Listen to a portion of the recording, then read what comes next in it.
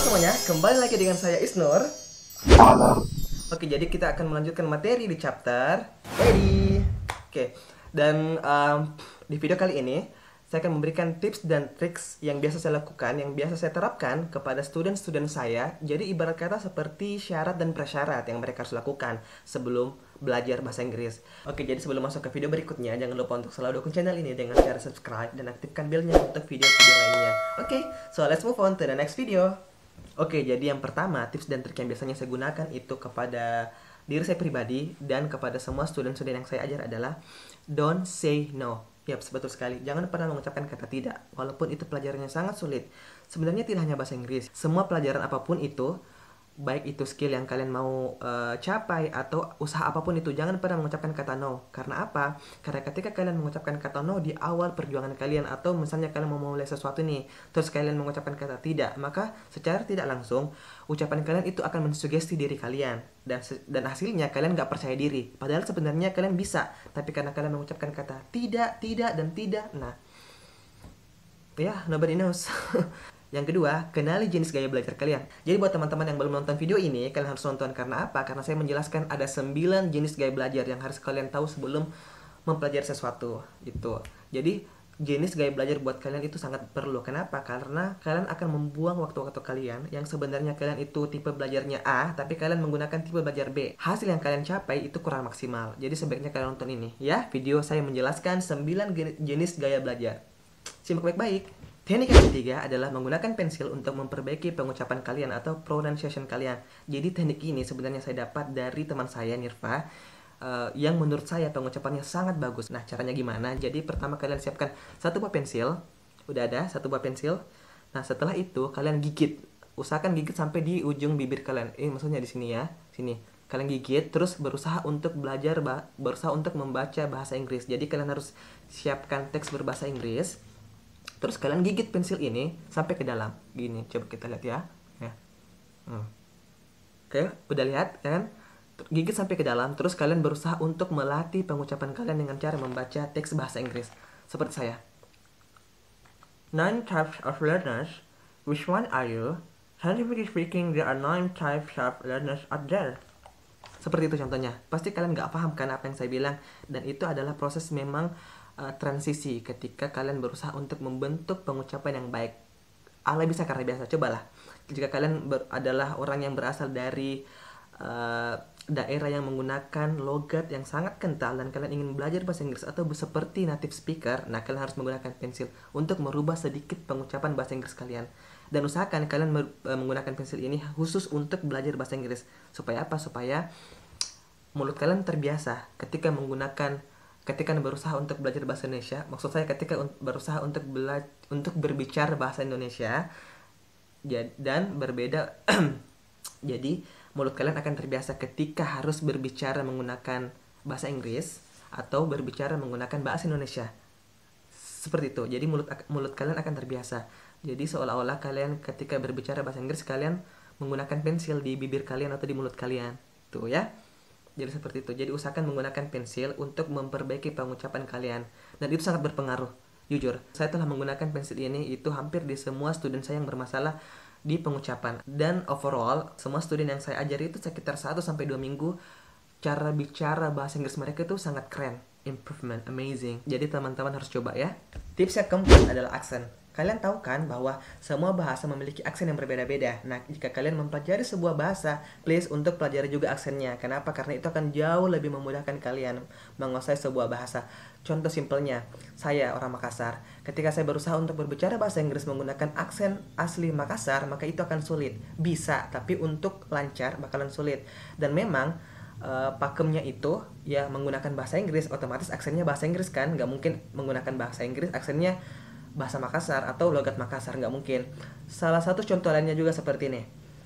Misalnya nih ada orang yang mempelajari bahasa Thailand, terus dia juga mempelajari bahasa Inggris di waktu yang bersamaan. Nah, ketika dia berusaha untuk berbicara bahasa Inggris tapi menggunakan aksen atau logat dari logat Thailand, itu akan aneh dan bakalan sulit untuk menjadi seperti seorang native. At least dia mengertilah oleh seorang native speaker. Jadi contohnya seperti ini. How are you? Good morning. Itu kan lucu sih sebenarnya, tapi bakalan aneh untuk native speaker dengar. Jadi sebenarnya memang untuk belajar bahasa Inggris itu kita harus menggunakan aksen bahasa Inggris. Dan untuk belajar bahasa Thailand pasti menggunakan aksen Thailand ya kan? Contohnya seperti ini, aksen Thailand ya.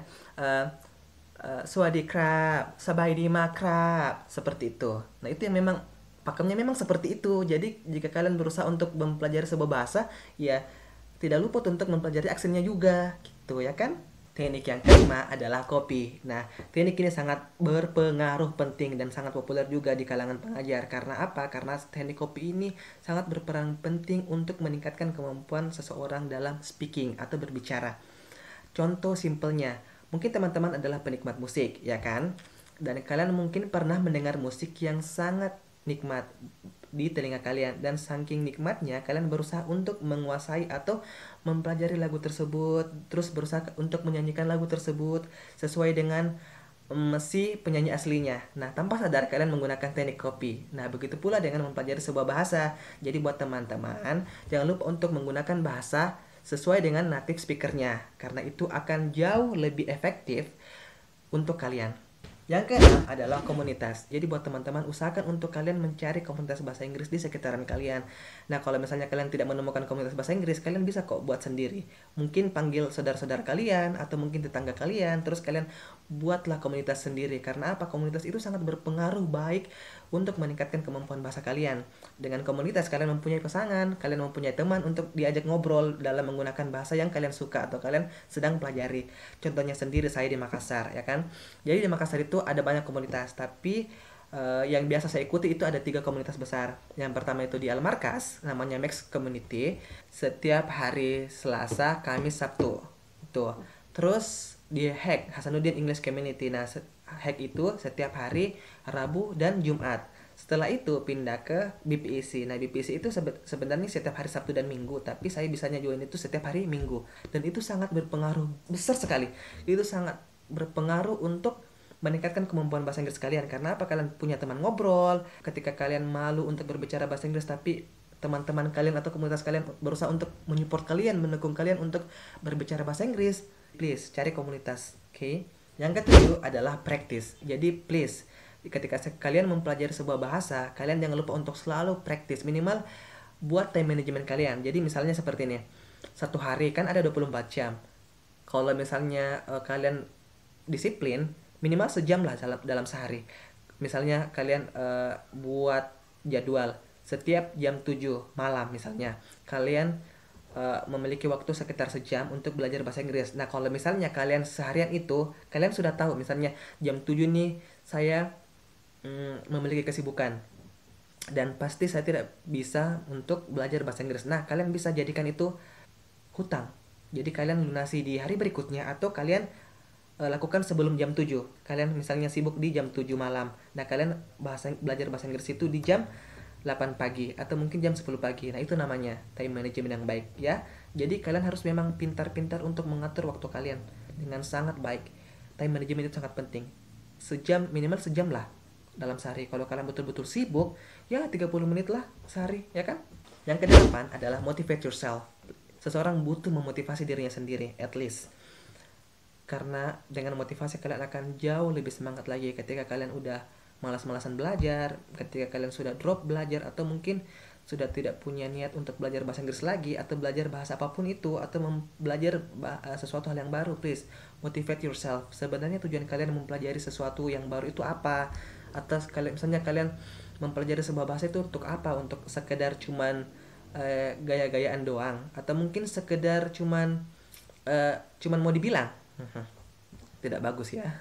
Jadi kalian harus temukan tujuan atau motivasi kalian belajar bahasa Inggris itu apa. Jadi kalian ketika drop atau ketika malas belajar bahasa Inggris, nah kalian bisa jadikan motivasi ini untuk memacu diri kalian lagi untuk jauh lebih hebat dan jauh lebih semangat lagi untuk belajar bahasa Inggris ya. So please motivate yourself guys. Yang kesembilan adalah jangan pernah takut untuk melakukan kesalahan. Dengan kalian memiliki kesalahan, maka kalian memiliki waktu atau kalian memiliki kesempatan untuk memperbaiki kesalahan tersebut.